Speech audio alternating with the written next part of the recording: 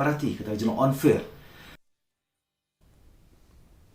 Beef sellers of the state under the banner of Butchers Association of Meghalaya have decided to resume the sale of the meat from July 3rd. BAM President Ezron Marwan informed that the decision was arrived at after a meeting of beef sellers from Yodo, Maulai and other parts of Shillong and its outskirts. Marwan said that beef sellers decided to reopen their shops after the state government recently stated that the lumpy skin disease has been contained in the state. He also urged the public to start buying beef so that they do not run into losses. Jingple jungi nadu lasin kong kalai tarik Julai ikwa ban kerpat red majumpi bab hen yasno tilang ya kani ke jingple jungi da ba ki